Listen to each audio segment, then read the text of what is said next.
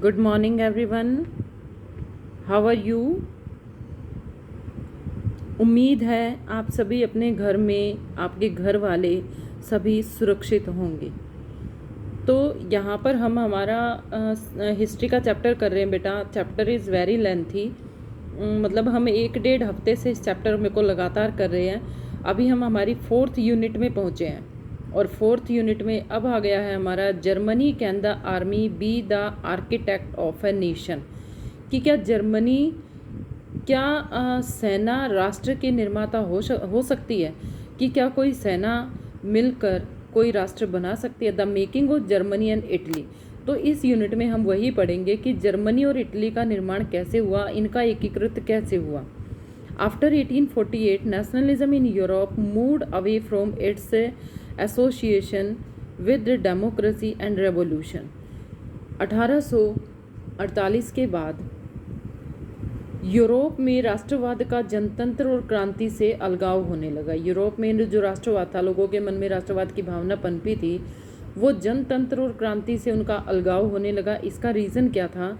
Nationalist sentiments were often mobilised by conservative for promoting state power and achieving political domination over Europe. इसका कारण ये था कि जो यूरोप पर राजनीतिक प्रभुत्व हासिल करने के लिए रूढ़िवादियों ने अक्सर राष्ट्रवादी भावनाओं का इस्तेमाल किया। यानी रूढ़िवादी जो कंजर्वेटिव थे उनके बारे में हम लगातार पढ़ रहे हैं। वो किसी भी देश को एकीकृत करने में, यानी वो तो यही चाहते थे कि मोनार्की सिस्टम लागू रहे, क्योंकि इनसे उन्हें बहुत फ़ायदा हो रहा था।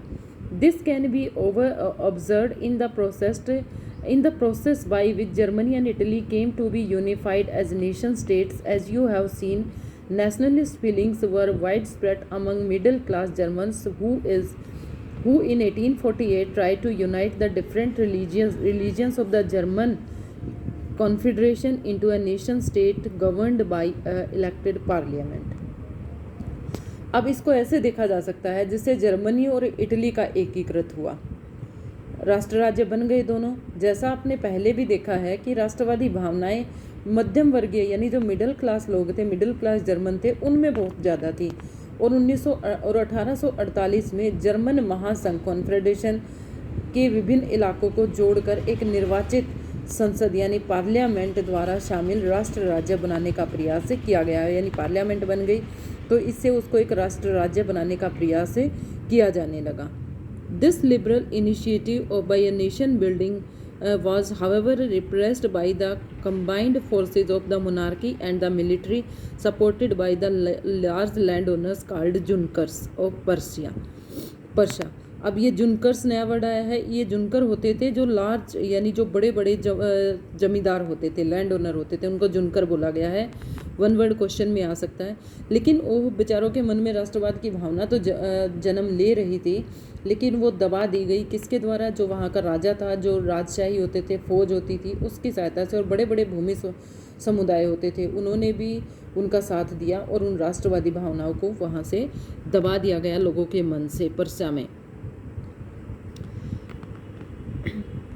From then on, Persia took on the leadership of the movement for national unification. Its chief minister Otto von Bismarck.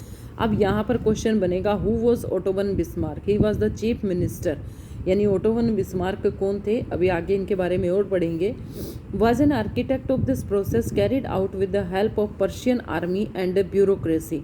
Three wars over 7 years with Austria, Denmark and France ended in Persian victory and completed the process of unification in Germany. 1871, the Persian king William I was proclaimed German emperor in ceremony held at Versailles. अब क्या हुआ? अब हमने यहाँ पर auto von Bismarck के बारे में पढ़ा है। क्या कौन थे ये ओटो वन? उसके बाद क्या हुआ? पर्सा ने राष्ट्रीय एकीकरण के आंदोलन का नेतृत्व संभाल लिया और उसके प्रमुख मंत्री, यानी पर्सा के प्रमुख मंत्री थे ओटो वन बिस्मार्क।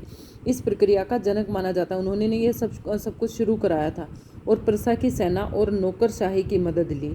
7 वर्ष के दौरान ऑस्ट्रिया, डेनमार्क और फ्रांस से 3 युद्धों में पर्सा को जीत हुई। यानी 7 वर्ष तक वह युद्ध लड़ता रहा और एकीकरण की प्रक्रिया को पूरा किया। और इस तरह से आखिर में लड़ते हुए उन्होंने अपने देश को आज़ादी मिली उनको। जनवरी 1871 में वर्साई में हुए एक समारोह में पर्सा प्रशा के राजा विलियम प्रथम को जर्मनी का सम्राट घोषित कर दिया गया। यानी किसको जर्मनी का सम्राट बनाया गया? द पर्शियन किंग विलियम प्रथम को जर्मनी का कब बनाया गया? इन जनवरी 1871 में। अब ये तो हमने प्रशा की बात की। अब यहाँ देखिए, on the bitterly cold morning of 18 January 1871 N assembly comprising the princes of the German state, representative of the army, important Persian minister including the chief minister Otto von Bismarck, gathered in the upheld hall of the mirrors of the palace of Versailles to proclaim the new German empire headed by Kaisar William प्रथम of Prussia। अब 18 जनवरी 1871 की बात है कि सुबह बहुत ज़्यादा ठंड थी। जर्मन राज्यों के राजकुमार, सेना के प्रतिनिधि और प्रमुख मंत्री ओटो वन बिस्मार्क समेत प्रशा के महत्वपूर्ण मंत्रियों की एक वर्साई के महल में बैठक चल रही थी। सभा में प्रशा के काइजर विलियम प्रथम के नेतृत्व में नए जर्मन साम्राज्य की घोषणा की। यानी किसके नेतृत्व में जर्मन के एक नए राज्य की घोषणा हुई? वो था केसर विलियम प्रथम इन प्रशा के। अब क्या हुआ? The nation building process in Germany had demonstrated and dominions of Persian state power. The new state placed a strong emphasis on modernizing the currency, banking, legal and judicial system in Germany. Persian measures and practices often became a model for the rest of Germany. अब Germany में राष्ट्र निर्माण प्रक्रिया ने Prussia राज्य की शक्ति के प्रभुत्व को दर्शाता है। एक राज्य ने जर्मनी की मुद्रा, बैंकिंग और कानूनी न्यायिक व्यवस्थाओं के आधुनिकीकरण पर काफ़ी जोर दिया और प्रशा द्वारा उठाए गए कदम और उसकी कार्रवाइयाँ बाकी जर्मनी के लिए अक्सर एक मॉडल बन गई। यानी इस तरह से हमने देखे यहाँ पर जो वो थे प्रशा के जो मंत्री थे ओटो वन बिस्मार्क के बारे में हमने पढ़ा, किसको राजा बनाया गया, किसको फिर जो वहाँ का नेतृत्व का काम सौंपा गया वो कौन से उसको सौंपा गया। इस तरह से हमने यहाँ पर ओटो वन बिस्मार्क के मेन तो हमने यहाँ ओटो वन बिस्मार्क के बारे में जाना। अब ये पिक्चर में क्या दिखाता है?